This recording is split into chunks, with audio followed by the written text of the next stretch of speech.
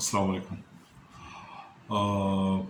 अभी कुछ दिन पहले हमारा पीआईए की दो फीमेल केबिन क्रू ये बाय रोड सफ़र कर रही थी लाहौर से सियालकोट, और ड्यूटी पर थी। और सियालकोट से उन्हें एक फ़्लाइट लेकर जानी थी आगे। तो रास्ते में कार का एक्सीडेंट हुआ और वो दोनों ज़ख्मी हो गई। बड़ा शदीद हादसा था। एक उसमें जो क्रू हैं वो ख़तरे से उनकी हालत बाहर है, वो अस्पताल से डिस्चार्ज हो गई हैं। लेकिन जो सीनियर सीनियर हमारी कलीग थी, जो सीनियर पर्सन भी थी पीआईए में, उनका नाम है राशिदा माजिद। उनकी जो सर की चोटें आई हैं, उनकी वजह से वो अभी क्रिटिकल हैं। और सबसे ख़ास है कि उनके लिए दुआ करें कि अल्लाह उन्हें जल्द सेहत दे। जब एयरलाइन की से कोई रिलेटेड कोई हादसा होता है तो सबके कान खड़े हो जाते हैं, क्योंकि एयरलाइन का जो बिज़नेस है, जो कारोबार है, वो कहते हैं कि airline business is all about safety. तो जब वो सेफ़ होता है तो फिर कस्टमर भी आते हैं। चूँकि ये डायरेक्ट इस हादसे का ताल्लुक, चूँकि ये रोड का हादसा था, इसमें भी कुछ कानून कायदे थे। और चूँकि लेकिन इसमें क्रू इन्वॉल्व था, तो लिहाजा ये सब की तवज्जो इधर हुई है कि ये कैसे हुआ। तो इसमें बाय रोड जो सफ़र है ये कभी कभी करवाया जाता है, क्योंकि हमारा जो क्रू है वो लाहौर बेस है, लाहौर में रहता है। तो फिर वहाँ से सियालकोट फ़्लाइट करने के लिए उनको यहाँ से बाय रोड कभी कभी सफ़र करना पड़ता है। लेकिन हमारी एक आदत है कि हम लोग ना फिर उस चीज़ को अपनी प्रैक्टिस बना लेते हैं, और उसमें लिमिटेशंस भी होती है मैनेजमेंट की। और लेकिन जब प्रैक्टिस बना लेते हैं तो फिर कभी न कभी वो हादसा होता है, क्योंकि जब आप गलती को ज़्यादा बार करेंगे तो चांस है कि फिर वो उस गलती के नतीजे में हादसा होगा। और इसमें अब मैं आपको एक दो चीज़ और ज़रूरी है बता दूँ, जो आजकल हो रही हैं, जिनको नहीं होना चाहिए। मैं इसलिए कह रहा हूँ कि ये हादसा ना हो जाए, दोबारा से कहीं और हादसा ना हो जाए, ये बड़ा ज़रूरी है। और मैनेजमेंट की मजबूरियाँ अपनी जगह, लेकिन हादसे की सूरत में फिर अवाम भी उसमें, उनकी भी जाने जाती हैं, इन्वॉल्व होते हैं। तो इसीलिए ये बड़ा ज़रूरी है कि हम इसको डिस्कस करें, इसको अवॉइड करें। डिस्कस करना बड़ा ज़रूरी होता है। अगर हम छुपाएंगे तो इसमें हमारा नुकसान होगा। जैसे मैं फ़िलहाल सिर्फ क्रू की सेफ्टी पर रहूँगा।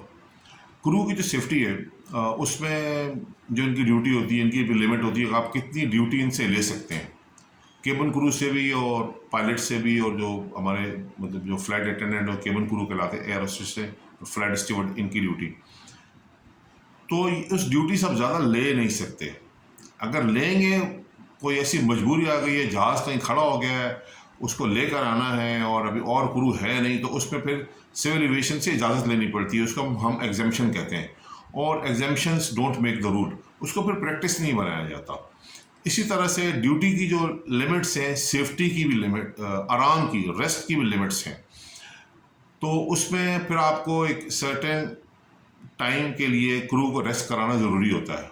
वो उसका जिक्र है किताब के अंदर।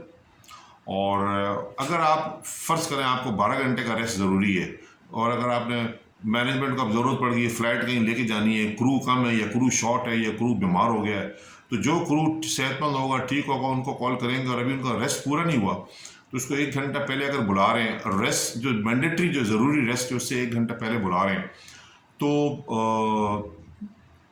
उसके लिए सिविल एविएशन से इजाज़त लेनी पड़ती है। तो सिविल एविएशन ने इजाज़त देती हैं ख़ास कंडीशंस में, लेकिन उसको प्रैक्टिस नहीं बनाना चाहिए। अब इस वक्त क्या हो रहा है कि प्रैक्टिस बन गई है, और क्रू जो है वो अभी उसका रेस्ट कंप्लीट नहीं होता, जिसको हम आरएनसी कहते हैं एयरलाइन की लैंग्वेज में। उससे पहले उसको फ्लाइट पर भेज दिया जाता है, और ये प्रैक्टिस बन गई है। ये प्रैक्टिस नहीं होनी चाहिए। और मैनेजमेंट की मजबूरी है। मजबूरी क्या है कि गोल्डन हैंडशेक आया तो उसमें काफ़ी सारा क्रू चला गया, और जो हमारा जो भर्ती का जो रिक्रूटमेंट का जो प्रोसेस है वो रेगुलर नहीं है। और अब कोर्ट ने पाबंदी लगा दी है। अब कोर्ट के पेश नज़र कुछ और चीज़ें होंगी, उन्होंने क्यों पाबंदी लगाई है, बिजनेस नहीं हो रहा या क्या है। अब मैनेजमेंट कोर्ट के पास जाके उनको शायद कन्विंस नहीं कर पा रही कि जी हमें ये ज़रूरी है कि हम कुछ लोगों को मार्केट से हायर करें। हमारा क्रू शॉर्ट है, कम है। मुझे पता चला है कुछ क्रू ऐसे हैं जो 4-4, 6-6 दिन घर ही नहीं वापस आते। क्यों? क्रू यहाँ से गया इस्लामाबाद, अब इस्लामाबाद से उसको फ़्लाइटें करनी पड़ रही हैं मुख्तलिफ एरियाज़ के लिए, और फिर बाय द टाइम वो कराची आता है तो उसके 4-6 दिन गुजर चुके होते हैं। तो इस तरह से क्रू जो है वो उस पर बहुत ज़्यादा डाला जा रहा है। अगर हमें कोर्ट को मैनेजमेंट कन्विंस कर पाए, और हम भी ये रिक्वेस्ट करेंगे कोर्ट से कि आप इनको इजाज़त दें कम से कम केबिन क्रू को हायर करने की मार्केट से, क्योंकि फ़्लाइटें ज़्यादा हो गई हैं और क्रू शॉर्ट हो गया है। तो दूसरा एक तरीका ये भी है कि जो डिसमिस एम्प्लॉयज़ हैं उसमें जो जाली डिग्री पे उनको आप नहीं ले सकते वापस, या जो और किसी चोरी वगैरह में निकालेंगे उनको आप ले नहीं सकते।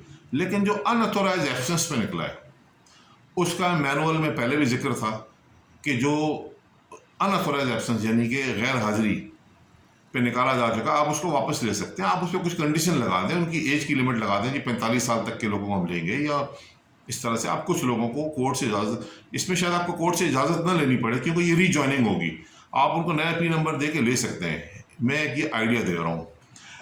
और देखें, जब हम ना लिमिट्स को पुश करते हैं तो उसमें मसाइल होते हैं। और जैसे हमारी एक क्रू थी पहले, रुबीना, जो ब्रीफिंग अफसर हैं आजकल, अब शायद रिटायर हो गई हैं, वो इसी तरह से घर जा रही थी और क्रू वैन में थी और एक्सीडेंट हुआ और उनका हाथ कट गया और हाथ अलग हो गया, वो माजूर हो गई। फिर उस माजूर हाथ के साथ वो फिर ग्राउंड पे ड्यूटी करती रही क्योंकि वो फिर फ्लैंक तो नहीं कर सकती थी। तो ये छोटी छोटी चीज़ें बड़ी अहम हैं। और फिर यही चीज़ें अगर वही क्रू स्ट्रेस में होगा, परेशान होगा, सफ़र उसने आराम नहीं किया हुआ होगा, वो जहाज़ पर जाएगा तो फिर जहाज़ की सेफ्टी को ख़तरे में डालेगा। तो ये बड़ा ज़रूरी है कि इसको कोर्ट भी इन चीज़ों को समझे और हमारी मैनेजमेंट भी समझे, और इनको फिर कंपनसेट भी करें। अगर आप वंस इन अ वाइल इनको बुला भी लेते हैं रेस्ट कंप्लीट होने से पहले, तो आप इनको फिर कंपनसेट भी अच्छा करें। तो ये एक बड़ा ज़रूरी एस्पेक्ट था। अब मैं एक जनरल सेफ्टी की तरफ आता हूँ। इसमें एक छोटी सी बात मैं ये करना चाह रहा हूँ कि हमारे यहाँ अभी जैसे बैन लगा हुआ है PIA पर, यूरोप में और बाकी अमेरिका वगैरह में, इसमें एक तो जो आम लोगों को पता है जी, वो मिनिस्टर साहब ने एक स्टेटमेंट दी थी असेंबली में, लेकिन कुछ और चीज़ें भी हैं जो बड़ी अहम हैं। वो ये कि हम लोगों ने एज अ होल सेफ्टी को इजी लिया है। हमारे यहाँ PIA में एक डिपार्टमेंट है क्वालिटी एश्योरेंस एंड सेफ्टी, उसमें हमने कुछ लोगों को बाहर से हायर किया था जिसको हम कहते हैं क्वालिटी ऑडिटर। ये फाइनेंशियल ऑडिटर नहीं होते, फाइनेंस के ऑडिटर नहीं होते, ये क्वालिटी के ऑडिटर होते हैं। ये हमने मार्केट से लिए थे और ये PIA ज्वाइन करने से पहले भी इन्होंने 100 ऑडिट किए हुए थे। तो ये ऑडिट के एक्सपर्ट थे, क्वालिटी के ऑडिट। ये PIA में आए और इन्होंने आकर सिस्टम बनाए। जैसे PIA में पैसेंजर हैंडलिंग का डिपार्टमेंट है, रैम का डिपार्टमेंट है, इंजीनियरिंग का डिपार्टमेंट है। उन डिपार्टमेंट में इन्होंने आकर मैनुअल बनाए, मैनुअल इनकम्प्लीट थे उनको कंप्लीट किया, कमी बेशी को पूरा किया। फिर इन्होंने सर्टिफिकेशंस ली। फ्लाइट किचन है, फिर इन्होंने सर्टिफिकेशंस ली डिफरेंट इंटरनेशनल, जो एयरलाइन चलाने के लिए ज़रूरी होती हैं। लेकिन चूँकि कैरियर प्लान नहीं है PIA में, तो ओवर द ईयर्स कुछ अर्से के बाद इनकी प्रमोशन हुई और एक मौका ऐसा आया कि अब इनकी प्रमोशन हो नहीं सकती थी। उसकी वजह ये थी कि जिस डिपार्टमेंट में ये थे, क्वालिटी इंश्योरेंस में या सेफ्टी में, वहाँ पर उस पे ग्रुप से आगे जा नहीं सकते थे। तो इन ऑडिटर्स ने क्या किया कि ये वहाँ से बाहर दूसरे डिपार्टमेंट में चले गए। एक खतर साहब हैं जो आजकल शायद HR के हेड हैं, एक खटक साहब हैं जो कैटरिंग के जनरल मैनेजर बन गए, एक वाहिद साहब हैं जो सिक्योरिटी में चले गए। तो ये एक्सपर्ट थे, इस तरह हम इनकी एक्सपर्टीज से महरूम हो गए। लेकिन अब इसका मतलब ये भी नहीं कि ये अपनी प्रमोशन से महरूम हो। तो हमारे यहाँ डिपार्टमेंट PIA में है कैरियर डेवलपमेंट का। ये उनका काम था कि वो उनका कैरियर प्लान बनाए और वहीं पर क्वालिटी इंश्योरेंस डिपार्टमेंट में ही इनको प्रमोशन दी जाती, वहीं पर ये रहते, क्योंकि इनके वहाँ से बाहर निकलने से इनकी जो एक्सपर्टीज थी उससे हमारा इदारा महरूम हो गया। ये सिस्टम को ना फॉलोअप किया जाता है। आप सिस्टम एक बना लें, फिर बनाना काफ़ी नहीं होता, फिर इसको फॉलोअप किया जाता है। यही बाहर की जो अथॉरिटीज़ हैं, जो सेफ्टी की अथॉरिटीज़ हैं, वो यही चाहती हैं कि फॉलोअप नहीं हो रहा PIA में, फॉलोअप होना बड़ा ज़रूरी है। तो ये कीमती लोग थे, ये कीमती लोग वहाँ चले गए। तो ये बड़ी ज़रूरी चीज़ें हैं कि हम इनको देखें, और हमारा जो हायरिंग पर जो बैन लगा हुआ है उसके लिए हम कोशिश करें, और कोर्ट से भी दरख्वास्त है कि वो इसको देखें और इसको इमीडिएटली जो है ना इजाज़त दें, कि कम से कम केबिन क्रू लेने की इजाज़त दें अगर आप बाकी एम्प्लॉयज़ लेने की इजाज़त नहीं है।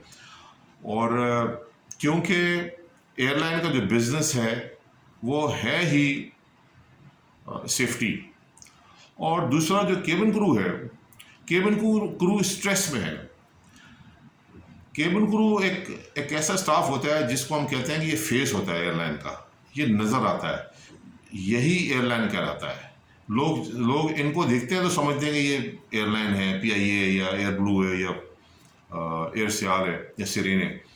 तो ये बड़ा ज़रूरी है कि इनके जो पर्क्स प्रिविलेज हैं उन पर तवज्जो दी जाए, और इनको एक स्ट्रेस फ्री माहौल दिया जाए, और ताकि ये लोग फ्रेश होकर कंप्लीट रेस्ट करके फ़्लाइट्स पर आएँ। और जब हम एग्जामिशन लेते हैं तो हम एग्जामिशंस को प्रैक्टिस ना बनाएं, एग्जामिशंस को एग्जामिशंस रहने दें। तो ये बड़ा ज़रूरी है कि पूरी कौम इस पर तवज्जो दे, और एयरलाइंस के अलावा बाकी भी जो हमारी जो माहौल है हमारा, जिसमें हम वायलेशन करते हैं, खिलाफ वर्जियाँ करते हैं रोड पर और बाकी जगहों पर, उसकी वजह से हमारे लोगों की जानें जा रही होती हैं। और तो खुदा इस पर तवज्जो दें।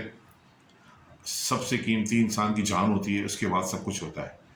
तो जानों की हिफाजत करें और कानून पर चलें। Thank you very much.